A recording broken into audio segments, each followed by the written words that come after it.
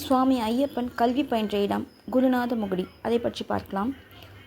புலிக்குன்னூரிலிருந்து சுமார் 1.5 கிலோமீட்டர் தொலைவில் அமைந்திருக்கிறது குருநாதன் முகுடி.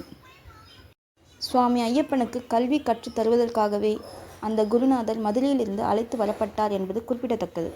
சுவாமி ஐயப்பன் குருகுலத்தில் படித்து பல வித்தைகளை கற்றுக்கொண்டார்.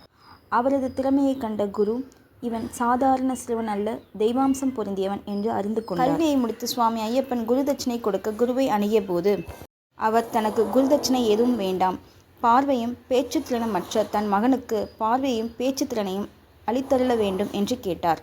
குருநாதரின் விருப்பத்திற்கேற்ப அவ்விதமே ஆகட்டும், கவலை கொள்ள வேண்டாம் என்றுரைத்து குருநாதரின் மகனை அழைத்து தான் கொடுத்த தட்டிலிருந்த கனியை எடுத்து குருவின் மகனிடம் கொடுத்தார்.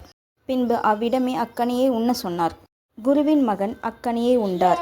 குருவின் மகன் உண்டு முடித்ததும் சுவாமி ஐயப்பன் குருவின் மகனைக் கண்டு, என் மீது நம்பிக்கை கொண்டு என்னை கவனத்துடன் பார். இப்பொழுது நான் உன்னிடம் என்ன உரைக்கின்றேனோ அதை மீண்டும் என்னிடம் உரைக்க வேண்டும் என்று அவனை தன் அருகில் அழைத்து கொண்டு அவனிடம் ஓம் நமச்சிவாய என்றும் ஓம் நமோ நாராயணாய என்றும் மந்திரத்தை கூறி இப்பொழுது என்னிடம் உரை என்று கூறினார்.